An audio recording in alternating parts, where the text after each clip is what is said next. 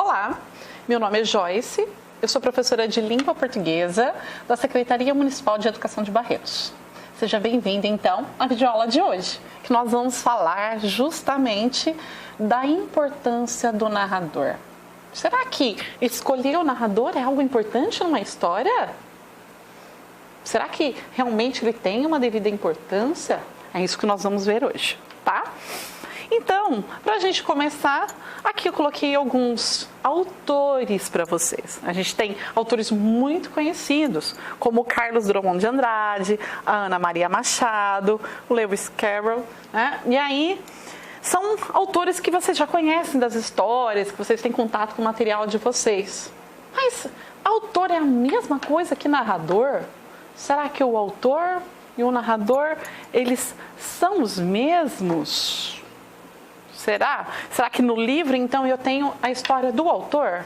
O eu, quando ele fala eu, né, o narrador é o eu autor? A gente vai ver que não é, certo? O autor, ele inventa a história, ele cria a história, é uma pessoa real, como aquelas das fotos do slide anterior. Ele escreve a história, certo? Então, o autor é uma pessoa real. Agora, o narrador, ele é uma invenção do autor. Então, o narrador é um sujeito inventado, tá? E é esse narrador que vai justamente contar a história. Então, a pessoa que está contando a história também é um elemento inventado naquela história. Então, por isso que falar que é sempre o autor está falando da sua vida, não. Ele inventa alguém para contar. E aí, quando ele inventa, tem determinadas características que ele tem que repensar para ver quem é que está contando essa história. O que é esse foco narrativo, então? Olha, ele escolhe o foco narrativo. Ele escolhe, é o mesmo que ponto de vista. Ele vai contar a história a partir do ponto de vista de quem? A partir de qual perspectiva? Certo? Então, se eu vou contar uma história, é diferente, por exemplo, uma história que aconteceu entre, às vezes, eu e o meu irmão. Se eu vou contar a história, eu conto de um jeito, se o meu irmão for contar a história, ele conta de outro. E se por acaso tiver uma terceira pessoa que nos viu conversar, ele vai contar de um terceiro jeito. Dependendo de quem conta a história vai ser de uma determinada forma, tá? Então, ao escolher o narrador da história, o autor escolhe também o foco narrativo, ou seja, a perspectiva, a posição do narrador diante dos fatos comentados, certo? E contados. A sua posição será de quem esteve dentro da história, ou seja, um narrador personagem que ele participa da história, ou apenas de um espectador dela, de alguém que conta o que aconteceu com outras pessoas e não com ele mesmo. Então, o meu foco narrativo, ele pode ser em primeira pessoa ou terceira. Lembra? Nós já estudamos isso em aulas anteriores. O que seria esse foco narrativo em primeira pessoa? É quando eu tenho um narrador, personagem. Eu vou ter marcas da primeira pessoa aí, ele vai ter o eu, o meu, o nós, ele vai participar do desenrolar da história. E aí ele não vai ser neutro nunca, porque ele vai contar a partir dos seus sentimentos, das suas opiniões, das suas sensações, das suas impressões. É o seu jeito de olhar aquela história. Agora, também existe o foco narrativo na terceira pessoa. E aí nós temos duas possibilidades. Quais são elas? Lembrando que terceira pessoa, ele não participa da história. Pode ser um narrador observador, ou seja, que ele observa, que ele vê, como se fosse uma câmera que está filmando, em que ele conta aquilo que ele vê. Ele só observa, não interfere, não sabe de mais nada além daquilo que ele vê. Ou um narrador onisciente. Olha a palavra onisciente.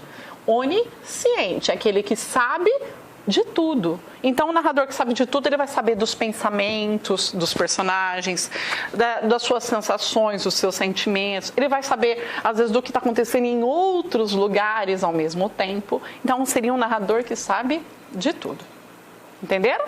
Então, escolher qual é a perspectiva que vai contar a história é muito importante.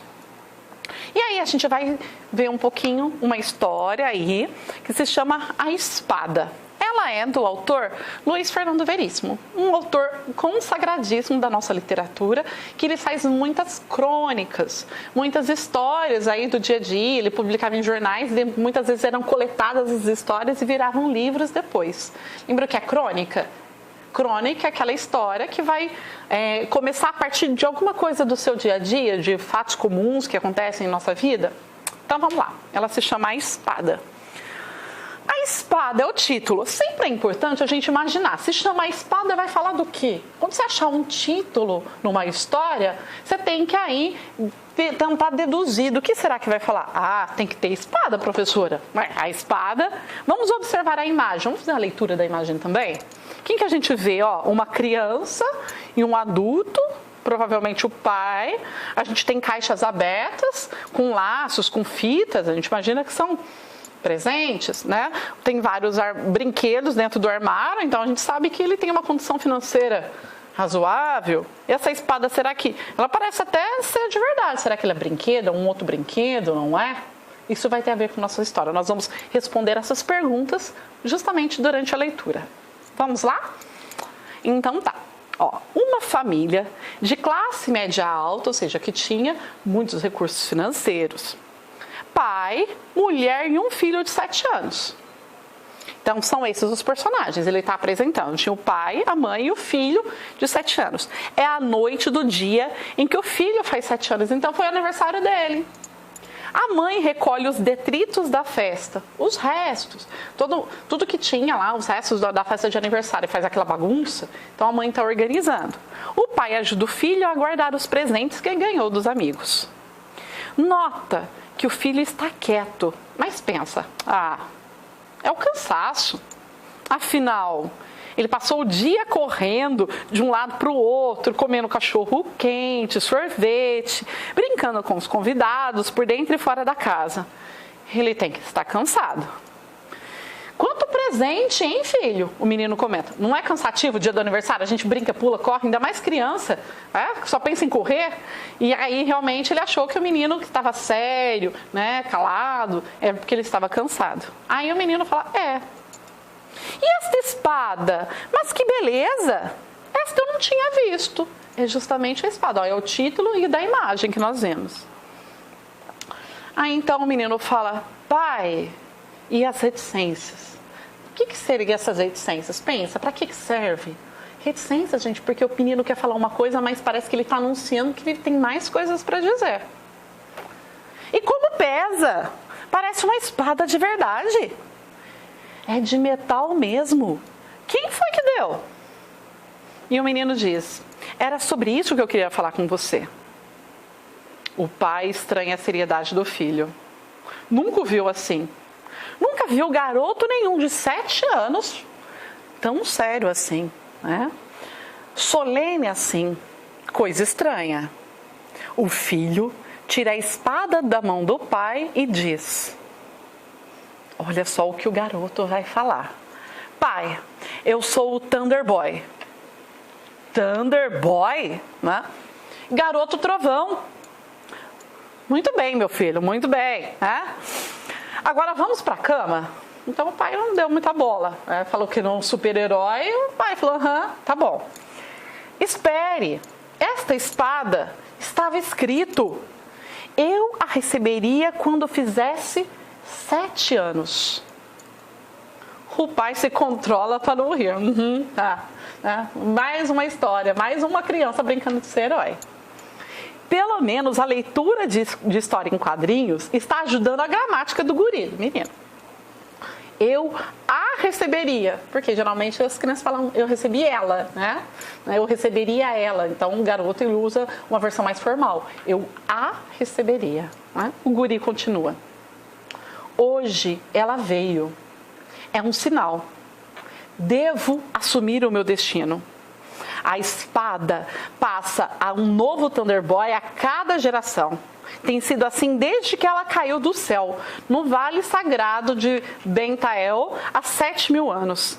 E foi empunhada por Ramil, o primeiro garoto trovão. E aí? Se por acaso vocês contassem para o pai de vocês que você era um herói, seu pai ia acreditar? Como que ele reagiria? Como você acha que o pai dele reagiu? Que ele é um super-herói, que tem uma espada que passa de geração em geração, que ele deve se juntar aos super-heróis, que essa espada veio há 7.000 anos. Bom, vamos ver o que o pai fala. Ó. O pai está impressionado, não reconhece a voz do filho e a gravidade do seu olhar. Está decidido. Vai cortar as histórias em quadrinhos por uns tempos. Você fala, esse menino tá ficando maluco. É melhor cortar a história em quadrinhos aqui. Ele já tá misturando o que é história, o que é ficção com o que é realidade. Tá certo que toda criança, ela gosta de se passar por herói, de se colocar no lugar de um herói, mas ele já tá exagerando. Bom, aí olha que ele fala, certo filho, certo, mas vamos agora, vamos.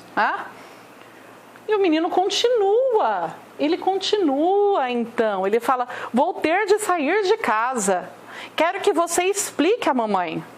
Vai ser duro para ela, ou seja, ela vai ficar muito chocada, ele está indo embora, ele está se despedindo do pai. Conto com você para apoiá-la. Diga que estava escrito, era o meu destino. Aí o pai, vai tentar entrar na história aí. Mas nós nunca mais vamos ver você... Pergunta o pai, resolvendo entrar no jogo do filho enquanto encaminha sutilmente para cá. Vem cá, filho, vai. Tudo bem, mas a gente não vai ver você, encaminhando para ele dormir, porque já estava tarde, já estava cansado. Ele fala, claro que sim. A espada do Thunder Boy está a serviço do bem e da justiça. Enquanto vocês forem pessoas boas e justas, poderão contar com a minha ajuda. Ainda bem, diz o pai, novamente alimentando, mas sem acreditar no filho. E não diz mais nada, porque vê o filho dirigir-se para a janela do seu quarto e erguer a espada como uma cruz e gritar para os céus, Ramil! Gritando com a espada empunhada, Ramil! O que vocês acham que vai acontecer? Vocês acham que o menino realmente era um herói ou o menino está fantasiando? Qual será o final dessa história? Vamos ver o que acontece? E houve um trovão que faz estremecer a casa. E vê a espada iluminar-se e ficar azul. E o seu filho também. Olha só o que aconteceu. Então, realmente, a hora que ele gritou, teve um trovão, a espada ganhou uma luz diferente, ficou azul, o menino também, e o menino foi para o céu. Realmente o menino estava se despedindo, o pai não acreditou e ele, de fato, era um super-herói. Olha o estado, então, nessa imagem do pai em choque. O pai até foi se sentar, pasmo. Olha a bagunça no chão do resto da festa de aniversário. E a mãe chega para conversar com o pai. E aqui a gente tem o finalzinho da história, olha lá. O pai encontra a mulher na sala. Ela diz... Viu só? Trovoada. Vai entender esse tempo. A fala da mãe, Aí o pai ainda meio pasmo. Quem foi que deu a espada para ele? Ué, a mãe responde, não foi você? Pensei que tivesse sido você. E aí ele ainda atônito, chocado, diz, tem uma coisa para te contar. O que é? Senta primeiro. E aí assim acaba a história. Por que ele pediu então para a mãe sentar? Porque aquela história ia ser chocante, inacreditável. Uma história fantástica. Que o pai não acreditou e não sabia se a mãe realmente ia acreditar. Tá? O que a gente vê? Que nessa história nós temos um narrador que ele não participa da história. São poucos os trechos em que mostra o narrador. É um narrador, então, em terceira pessoa, um foco narrativo em terceira pessoa. E ele se aproxima e conta o que o pai pensa, o que o pai sente. Então, é um narrador aí onisciente. Mas quase toda a história coloca em forma de diálogos, para ele interferir o menos possível na história. Mas será que se fosse um menino que contasse essa história, se fosse um dos personagens, a mãe, o menino ou o pai, essa história não seria diferente? Ela não começaria de uma forma diferente? Então aqui eu tenho um narrador onisciente, com foco narrativo em terceira pessoa, com muitos diálogos. Mas, dependendo de quem é o narrador, de qual a perspectiva, o ponto de vista a ser abordado, nós vamos ter uma história diferente. E foi justamente isso que nós conseguimos comprovar com a história lida. Espero que vocês consigam reler essa história no material de vocês, fazer as atividades e ver como que, a partir de cada personagem que pode contar a história, eu consigo mudar a história e abordar o seu ponto de vista, a sua perspectiva. Nós nos vemos numa outra aula, então, e até mais!